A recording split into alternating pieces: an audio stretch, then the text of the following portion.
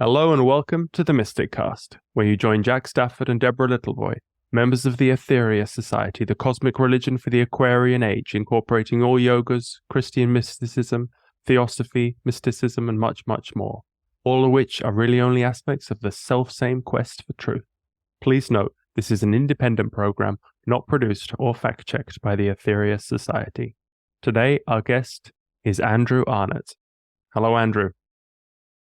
Hello, Jack. Coming at us from New York, is that right? New York, Brooklyn, New York. Right. How is it over there? Well, we're in the dark days of summer, and it's warm, and it's terrific. Other than that, it's a wonderful, typical summer. Well, it's a good place to be right now. Okay, great. Well, we came across your writings through New Dawn magazine, and very well-researched articles, super interesting, a lot of tie-ins with the Aetherius Society, particularly dealing with UFOs and parallel planes of existence, shall we say. So that's what we're going to cover today. We're going to work out what interdimensional beings are, what are they, where are they from, what's it all going on. We should have the answers within the next 50 minutes, hopefully. Work together to get there. So maybe you could just give us a brief introduction as to your understanding of it, from summarizing those articles you've written.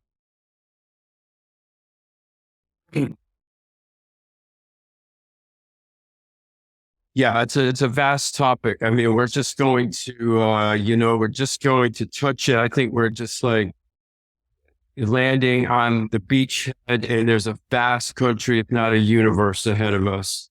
And of course, many people come before us, and there's a ways to go. I have been researching this. It's a fascinating topic to me. And I am currently working on my next article, which is really engrossing me, right? And I've been submerged in it for a couple of weeks. It deals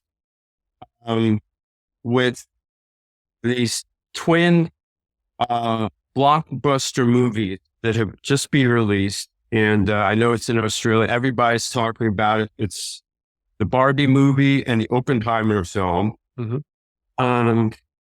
And I'm doing an article on this for New Dawn, which I feel kind of ties in a lot of the research I've been doing regarding the interdimensional beings and culminate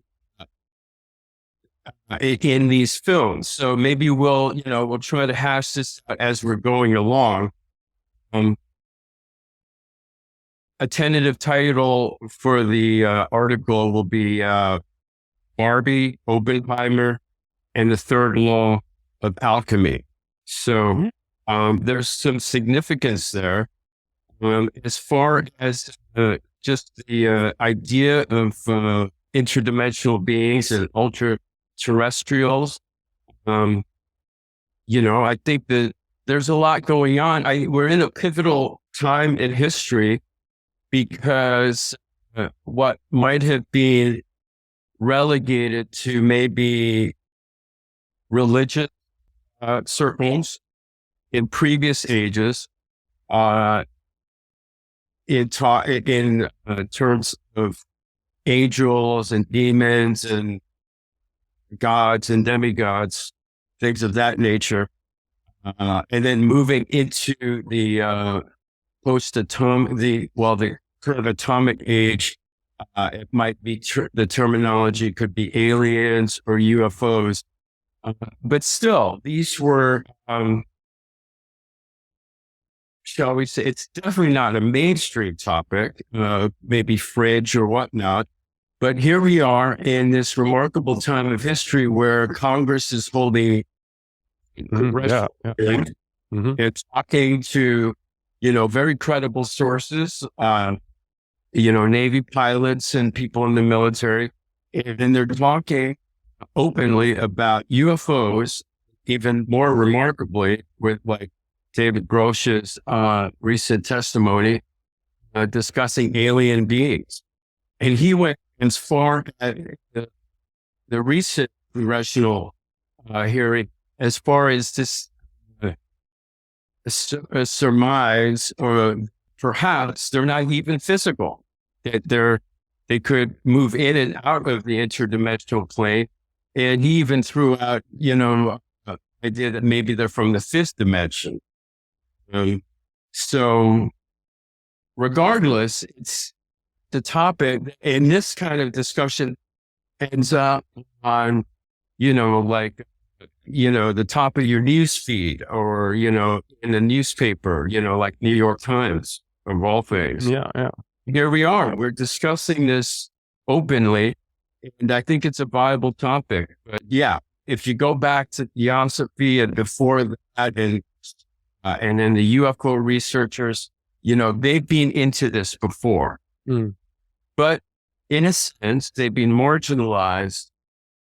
And there are many reasons for that, as conspiracy theorists or whatnot. And certainly there is an attempt to marginalize the information.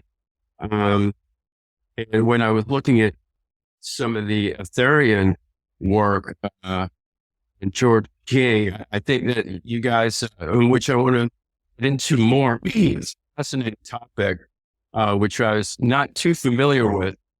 Of course, the name George King is prominent in the contactee environment field, but something about the silencer group or something, maybe we can. And so there's a conflict. But wait, that's just a general.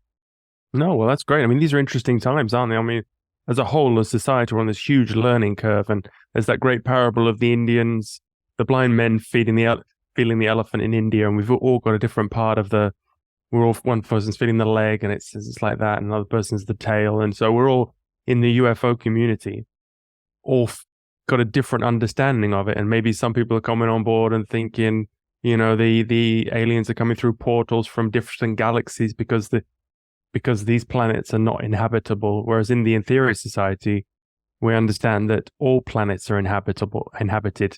All Mars, Venus, all our solar system, but it's just a different frequency, which means into a different interdimensional being. So there's that terminology thing, because we believe in the 7 dimensions of creation. So there's length, breadth, height, which is three dimensional. We're in 3D, and then the 4th dimension is time, because we exist in a time, and then the 5th, 6th, and 7th are motion, mind, and will. And so we all exist in 7 dimensions on different realms at different frequencies. So maybe these aliens are coming through. Maybe they could be coming from the lower astral realms, coming up through, as I think you mentioned in one of your articles, there was maybe a portal from the lower astral realms, the Greys maybe, or maybe it's from another solar system. But in the Aetherius side, the ones we're being looked after by our brothers and sisters on the other planets in this solar system, because they are very friendly and they are looking after us. So, but like I say, it's all different parts of the same topic, so it's hard to understand. There's many parts that I'm not 100% clear about. The same. I don't think that we're, as a collective society, we're just like at the tip of the, like the pin tip. No, but there's, these are the things we're definitely interested in finding more of about. Yeah. And the secret space program and all these different things you go through New Dawn and there's just so many different opinions, and so it's great that we can all come together on a show like this. We speak to people like yourself, and we're more concerned about, I think, a lot of people, because throughout history, it's you look through the Bible, it's full of UFO sightings. I mean, the Star of Bethlehem. You look through the Bhagavad Gita, there's people on clouds and that, and And people seem to be mostly worried about, what kind of car the aliens drive, the vehicles, the chariots, whereas we're more concerned with what's their message, their spiritual message. What are they doing here? What are we supposed to do? How can we evolve so that they can come to us? We have to take 2 steps to them. It's not that they have to. It's not that they're hiding from us. It's that we are stopping them come to us. Yeah, you mentioned the Bhagavad Gita. So anyway, getting back to regarding my current research. An exclusive here, Debra. What's that? We have an exclusive. Yes. And we're sorting it out. It's getting more and more exciting for me. But you mentioned the Bhagavad Gita, of course, in Oppenheimer, as we know, historically, Robert Oppenheimer, the father of the atomic bomb. And we know that when they tested the first blast, he quoted the Bhagavad Gita. And, he basically, he said, "I am death, the mighty destroyer of the world, out to destroy." Even without, the text goes on, even without your participation, all the warriors standing arrayed in the opposing armies shall cease to exist. So,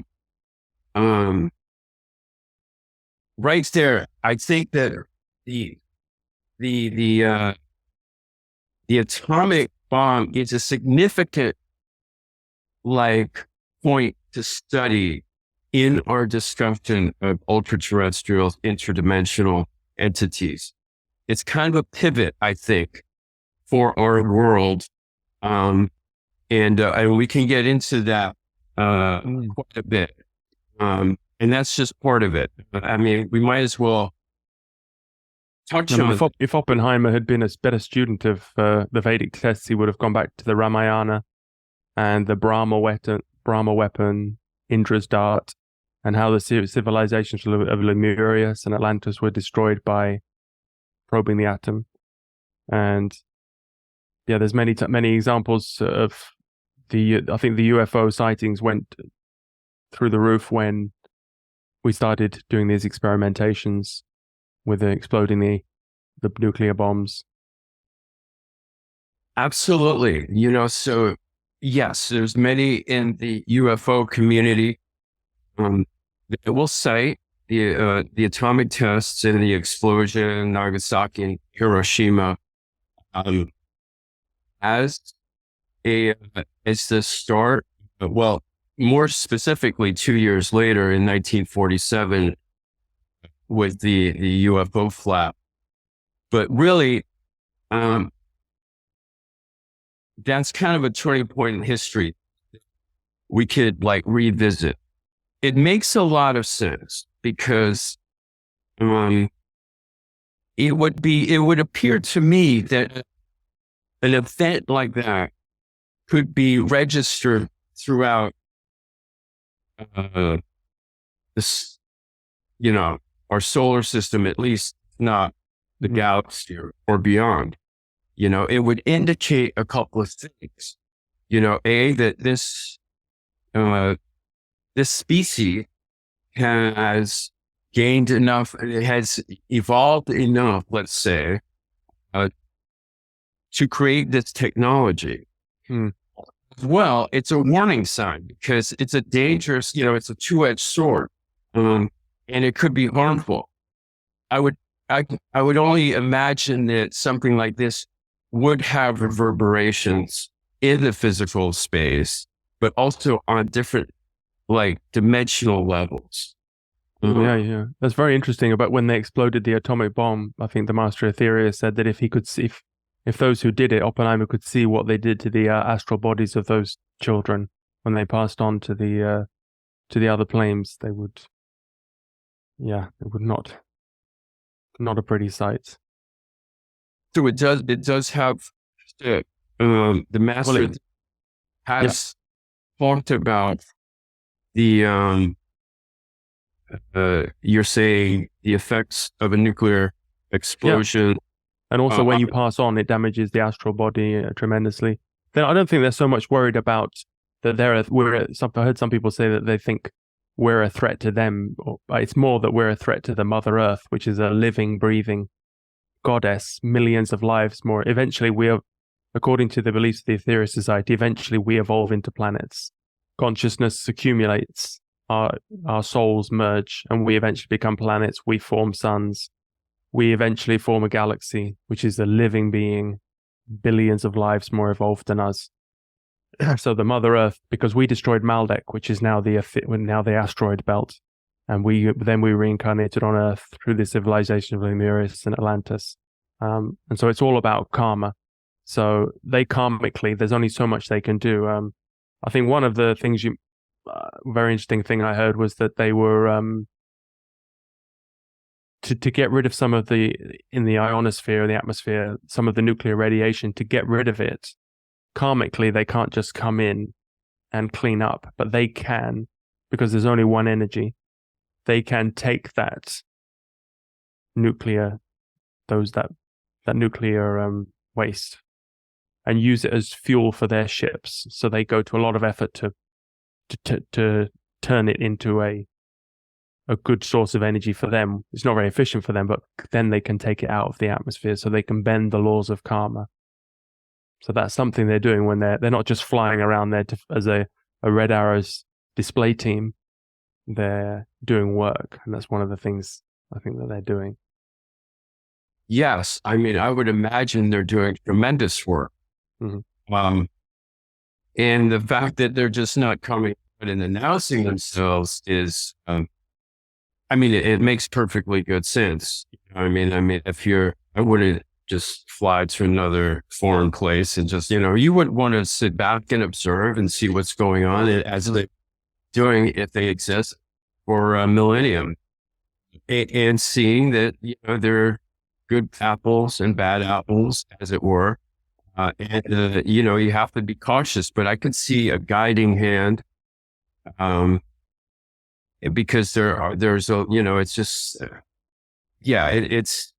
it's a remarkable topic. And it's interesting that, it's fascinating. You mentioned, I think you said that we become planets and stars. Is that what? Eventually, yeah. Eventually. Isn't that right, Debra? Maybe I should bring in Debra here, because she's a greater authority than me on, she's further up the chain than me. Absolutely. Involved. Well, I'm not sure about that, Jack, but thank you for the accolade. My understanding, Andrew, is that we vibrate at a certain vibration, and that changes on our moods, if you want to. So, and our thoughts make our vibrations differ. So, as we become more aware, more evolved, and we join a group, Debra's words, join a gang that are all in for the right thing. We know we're all in this together. We want to raise the vibrations, because that's a really great thing to do, because then we get all this good energy together. When we get to a stage where we are vibrating at exactly that same pitch, that same note, then we can't really tell the difference between us. So we merge so that we can sing at a higher vibration. And we're told as we take our evolutionary journey through, first of all, our solar system, when we get to Saturn, which is the most advanced planet in our solar system, the beings there join. So they become one. So two become one. They become six. But we at the moment are on a 3. When they join, you get 2 3s together, if you want, and they start vibration as a 6, and then they go on and on and on, and those 6 then become, and they become masters of Saturn, and then they become perfects of Saturn, which are like big ovoid shaped entities that can split their consciousness into 3,600 parts and know what each is doing, and could be a C on one planet and somewhere else. And that entity would know exactly what all of its parts were doing. So, but it's one entity. So then from there, they go to the sun and become lords of the sun. And from the sun, of course, we're getting bigger and bigger and bigger and singing more to the same tune. From there, they form a planet. Eventually. And then from a planet, so that would form, go through 8 incarnations through that sun, or seven incarnations through that sun. And then it too will then become a sun or a lesser lord. Anyway, I've get a bit, my hierarchy's all gone a bit.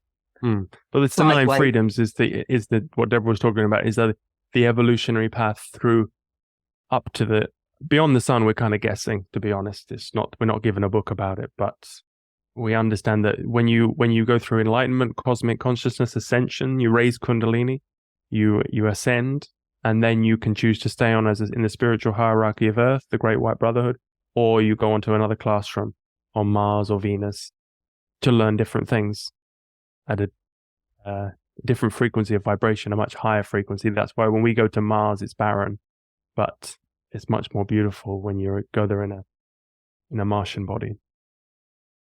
Yeah, that's a remarkable explanation of the process of becoming a star. Thank you for sharing that, Debra. I didn't even realize. I mean, I thought it was, I knew it was more than metaphor. And you come across this, for instance, Crowley has the saying, and I'm not a Crowleyan, but in my research of the matter, I guess his phrase is every man and woman is a star. And of course, Jesus, he also, he said that whatever he did, we could do as well or more so. Yeah. It's a thought that I've been thinking a lot with and then the atom, how it's a remarkable topic, and we are in a sense like a star in our atoms and stuff, but we're floating. I guess our spirit is sort of a mini star. But that was a remarkable explanation to see how it would evolve to a physical star. Yeah, that's terrific. Say that, Andrew, because we're told in our teachings that this physical robot body that we have here is actually is based on our solar system. So it's we're walking around in a mini solar system. Each atom is based as the same distance, mostly space, an atom, as the solar system is mostly space. And so just to give an idea onto that, just a snippet. So we go to the most advanced beings we have in our solar system, other than on the sun, which I've said are the Saturnians. They're in charge of the structure and the order. So in our body, that would be our skeleton and our teeth. So that's what holds it all together in order, of which the other parts then can come in. But I say that's just a small part of it. But when you start to see it as that, and then you look at the tree of life in the Kabbalist, and you look to see that how they put the cosmos or the universe together, it starts to all link together. Different words, saying maybe different colors, different shapes, but the same core building, the same building process going back. So we go to the atom, and the atom, as you just said, if you look into the atom, tiny solar systems, just to, you've got, when you look into it, it's just a weeny tiny micro solar system, as above, so below. It's all fractals of the one thing. I just love the whole concept of it. It starts to make sense, and when you can build it all together. So, yeah, the 9 Freedoms, the book that Jack has shown, I would recommend to anybody. It's a cornerstone. One of my personal favorites, again, of the teachings is the 12 lessons given by the Master Jesus, which takes us beyond the solar system right back to the absolute source, 12 steps. And as you read those very simple words, but it gets so much from it by reading and doing the exercises, like tuning yourself into them. I just couldn't recommend it more, says she. So that's a promo. That's Debra. Well done, Deb. Debra's doing the raw. But I want to know, where does Barbie movie fit into all of this? Yeah, good question. Great question. It's Barbie and Oppenheimer. It's a phenomenon which has been dubbed because, curiously enough, these two films were released on the same exact day, July 29th, although they had different premieres. I think whether one was in LA, one was in Paris, one was on July 9th and the other was on the 11th. So one was on the 9th and then the 11th. And then they were both released to the general public on the 29th. I think that there's a reason for that, and I'm going to share that with you in a minute.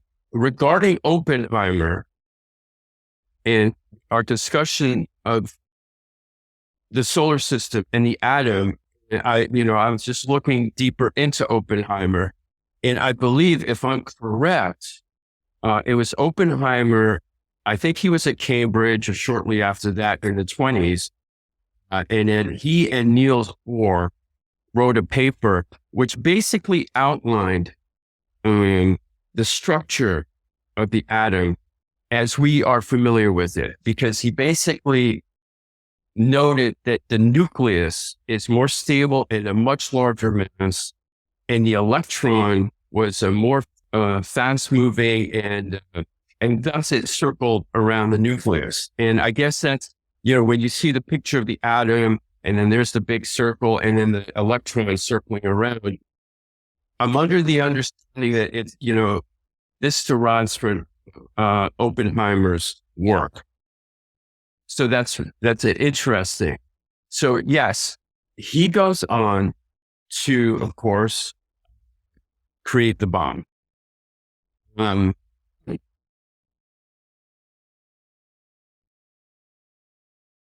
so a lot of things have happened since then. Now this movie comes out. I just want to know, a couple of things that we're curious about this. It might be coincidence because summer blockbuster movies come out in summer. But like I said, the 9th and the 11th of the release coincide with the rising of the Sirius star, which is, a very significant event going back to like the Dogon tribe of Africa who worshiped Sirius. And then they influenced the Egyptians in the building of the pyramids. One theory is that each pyramid is aligned with like the Sirius star A and B and C, which interact with each other out there. But that's, again, the cosmic level. But we're bringing it back with Oppenheimer. Here's the atomic level. But what's the story with this? And I think that there's something going on with Hollywood and us knowing about this. Maybe the UFO hearing, that all this coincide somehow. Now, I came across this, I actually read this a long time ago, a piece of writing by James Shelby Downard, an essay called King Kill 33 Degree. And I think it was in Apocalypse Culture by Feral House, put out like in the 90s.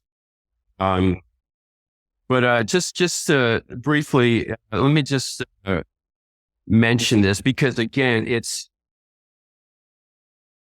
the title of the article, the proposed title of the article will be Barbie, Oppenheimer, and the Third Law of Alchemy. What is the third law of alchemy? That's a great question. And so here's a quote. This is a passage from Downard's essay. I'm going to start at the beginning here. Never allow anyone the luxury of assuming that because the dead and deadening scenery of the American city of dreadful night is so utterly devoid of mystery, so thoroughly flat-footed, sterile, and infantile, so burdened with the illusory gloss of baseball, hot dogs, apple pie, and Chevrolet, that it somehow is outside the psychosexual domain. The eternal pagan psychodrama is escalated under these modern conditions precisely because sorcery is not what 20th century man can accept as real. Thus, the quote, killing of the king rite of November 1963 is alternately diagnosed as a conflict. Needless to say, each of these groups has a place in the symbolism having to do with the Kennedy assassination. So we get here to the explanation. In a literal alchemical sense, the making manifest of all that is hidden is the accomplishment of the third law of the alchemist and is as yet unfulfilled, or at least not completed. The other two, the first two are the creation and detonation of primordial matter. And this would relate to the detonation of the first atomic bomb in the Trinity site. And that occurred on the 33rd degree parallel. And the second one regards the killing of the king in the Trinity site. That's also on the 33rd degree. So when we talk about the making manifest of all that is hidden, I think that is sort of where we're at right now, because from my understanding, can you hear that dog barking? Yeah, it's okay. Is that okay? Yeah, it's not too bad. George King, people, going back to the Egyptian days, all these times, I believe that the understanding was there from the beginning. We were aware and in communication and cooperation with these interdimensional beings, but it's guided our society, but it hasn't been made manifest to the common man. I believe we're in process of that. It's some kind of, a larger alchemical process, and that we're being brought through. So that's the silence group is gradually having their grip removed. I mean, they run the show here, so we are run by the lower astral, so maybe there is a dark motive as well. Let's not, but the forces of light are working as well. I mean, I think it's Dr. King. I mean, he was able to project from the body. If you want to know, if we all have free will, but if you want freedom, you sit in Padmasana, you do yoga practices, project from the body in full consciousness. That's freedom. And then you can go to the other realms on this earth, and you can go to the other worlds, travel in your astral body or your etheric body. That's freedom. So what we talk about is kind of conjecture at our level of understanding. But yeah, astral projection gives you the answers, I think, once you can get to that level. Yeah, I think that, you mentioned Kabbalah, and I was looking at of course, the tree of life, and it has the Sephirah, and these fall into different dimensional planes. Of course, we're in the third dimension, and then the two above, the fourth and the fifth dimension. And then there's also there's a fifth dimension, which is lower, which it's always been confusing to me, this 4D, 5D, because the Dr. King's explanation is much more logical to me, that each chakra is a realm of consciousness. So when you project from the body, I've spoken to people who've done this, they leave the body at a different chakra. So the root chakra is our current realm of existence, the physical plane. And there are realms below this, the darker realms, the hells, and then above, better and better up to the crown chakra, which you can only stay at for a short amount of time. So that's kind of because, as I said before, the 7 dimensions we live in, the 4th dimension is time, which we exist in a time frame in motion. I mean, I can relate to that. So, people say, what are you, when something and a being comes from the 4th dimension, it's coming from, depends on your terminology. I think a dimension is a measurement. So it's better to say a realm, another realm of existence, or another frequency rather than another dimension. What does that right with you, Deborah? Did I explain that well? That's my understanding of it. That because we're taught that everything exists in 7 dimensions. You can't exist in less than 7 dimensions. So as we walk around, we're walking around in 7 dimensions. And as Jack has said, if you look at our main chakra points, there's 7 of them, and they increase in their color as the vibration increases. And you look at it as it gets hotter. You look at something as a piece of metal. As it gets hotter, you'll see it go through the colors, like from dark red to the orange to the yellow to the green to the blue light to the white, and then to the white light. So you can actually, that makes sense to me. So yeah, we have that whole spectrum of 7. But they're pretty blunt tools, because we're only seeing is just a tiny part of the spectrum, just from the ultra red to the violet, whatever that bit. Anyway, Small part of that. I think if the electromagnetic spectrum was laid out, somewhere, it'd be like 2,000 miles long, and we can see about a centimeter or some extraordinary number like that. So as we build out our understanding of it, we see more. So clairvoyants see a little bit more. When they raise their vibrations, they see a little bit more. And then as we evolve ourselves and we're able to reach the higher planes, then we can go and see a little bit more. So yes, short answer, 7 dimensions, as far as I'm concerned, is standard. It's just the fine tuning between it. But people do come in from other realms. And I think that's where that dimensional anomaly comes. So somebody's on a 3rd level, they're on a 3rd level dimension, and so they will be on a 3rd level realm. And so they will come in through. Well, that's going back to the interdimensional beings, isn't it? If we can project actually to those other realms, people can project in. How much do you understand about that? I mean, how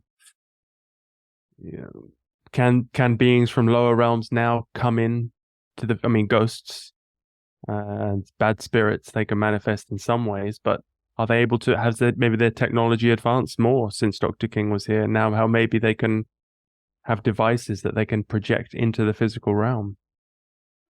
I understood we can only go down, but you can't actually, you can't go to a realm higher than the one that you are deserving of. Well, I think there was in the teachings about actual space warfare that they can. People from Garush, for example, they can go up, flick up through the realms, in their spaceships and vibrate at different frequencies and go up and down, and that's how they fight. Not just in 3 dimensions or even 7, but up and down. Yeah, I'll go ahead.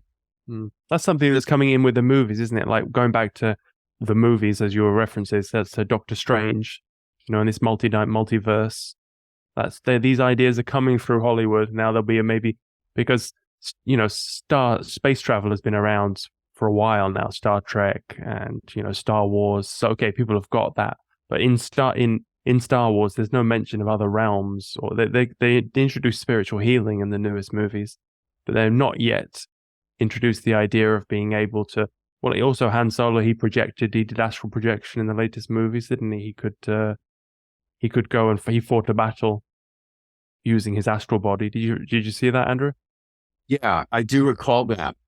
But they haven't introduced other realms, not yet, into the complex. So the multiverse has not entered the Star Wars vernacular. Yeah, it's interesting. This technology that you mentioned and Debra mentions about this movement. You mentioned that the what is it? The root chakra. Our root chakra is in the third dimension. No, it's different terminology, but we exist in 7 dimensions because a dimension is a measurement. Right. Length, breadth, width, height, time, motion, mind, divine will. So that's a measurement thing. So yeah, we're on the root chakra, but there's many realms. I could be under a castle. I could be or under a mountain on another realm. It fits together perfectly, just a different frequency. There could be an ocean if I projected. It's just at a different frequency, but it's when people die, they go to the other realm, which is right here, but just at a different frequency. Yeah. So you mentioned, I'm curious just personally about the technology of movement.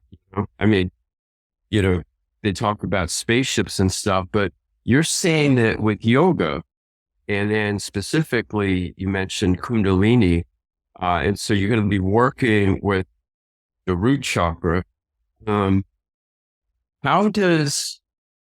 you're saying that we can move interdimensionally using this technology of yoga and specifically Kundalini. I'm curious. Well, everything's Kundalini. This movement Kundalini is the energy of us, and so once we range Kundalini up the spine fully, then we can do enlightenment, cosmic consciousness, and ascension. But I've got this book here, Journeys Out of the Body. It's just an example from a Westerner who experienced like lucid dreaming, and then that evolved into projection, and then it's kind of his diary. It's just a basic thing. It's not like the Indian yogis who could do it consciously. But just so once you can leave the body and then go exploring, then, that's just something that many people can do. I mean, we all project when we sleep, and many of our dreams are actually projection. So, yeah, that's the mechanics of it is, we have 7 bodies. When we die, you leave behind your physical body, your astral body, and then you go to the astral planes and you exist in that body. So it's a great study. The metaphysics of how this happens is really fascinating. So it's too much to go into in the show now. We're actually coming to the end of the show now, but I think we've covered a lot, but there's a lot more to talk about. Have we got a minute? Do we have 1 minute, Jack? We do. Go on. I can't see where Barbie fits in. Okay, well, let's just go materialistic. Is that like the lowest level materialistic part of us? Have you seen the movie, Debra? Not yet. Well, here's the thing. It has to do. Okay, there's a thing that Barbie has an existential crisis because she lives this perfect, fake plastic life, and she thinks of death, like. And everybody else is like, what are you talking about? And then she thinks about cellulite, and then she has flat feet. She's advised to go to the crazy Barbie who had the hair chopped off. Now this Barbie says, you need to travel through a portal and to meet the real life girl that you belong to. And then you need to have this process. You need to engage and find out what's going on with your existential issue. How this ties in, again, I think you've answered me because I didn't know what the Barbie movie was about. I just remember, in fact, I'm a Cindy girl, which came before Barbie. That's how old I am. So you've answered it. I didn't know what the movie's plot line was, and now you've told me, and suddenly it makes sense. That's just my being dumb. So I thank you for that. It has to do with the manifestation of Babylon, the horror of Babylon. Now, the cultist by the name of Jack Parsons, a rocket scientist, he and a young L. Ron Hubbard, prior to Scientology, they went in 46. They went to the desert and worked on a magical ritual called. It was basically they were trying to manifest the War of Babylon as a ritual. And so basically that's the direction of this particular study. And it ties in with really, I'm not sure, if you looked into, I've come across some remarkable things just recently. For instance, John Dee's work, Dee and Kelly from the 1500s, who was a Queen Elizabeth I's astrologer, but he developed a means for communicating and traveling to other dimensions called the Enochian table and the Enochian language. Surprisingly, his terminology for different dimensions was Aetherius. So I was thinking when I was thinking about ethers. Ethers, right? If George Could be King another ring. Yeah, it could be another. familiar with that, or if there was some, There's a mudra to project from the body. I'm not going to rule out that there could be technologies for doing these things. I mean, yeah, let's not rule anything out, but I think I'm going to go and watch the Barbie movie. You're inspired now to watch Barbie. I'm more of an Oppenheimer guy, I think. I might go down. these are linked together in ways that maybe we'll have a discussion more specifically. Yeah, let's get you back on once the article's out, and let's schedule another interview. That's great. That's a great idea. Yeah, because there's so much more to talk about. Also with Dr. King, the apocalypse. He was also. This is the underside of the teachings: is that he was more of a Jedi, and he went down into the lower astral realms, and that was the apocalypse. Predicted apocalypse happened in the lower astral realms. Right. I saw that. Yeah, which is a huge subject, but is real, like beyond science fiction. So maybe that's something we can get onto the next time. Some of the things that George King was talking about, the 750 mile long ships and the speed of light. I mean, there's a lot in there. It's a metaphysical paradise for a researcher such as yourself. I recommend you get into it because there's a lot of I don't want to say secret, but not common knowledge, metaphysical knowledge in there. Yeah, hidden in plain sight. Hidden in plain sight. Have these movies, and it's relegated. It's designated as fiction, but yet it's really on many levels reality clothed as entertainment. It's sorting through that is more so in this current article coming up. But it's brilliant.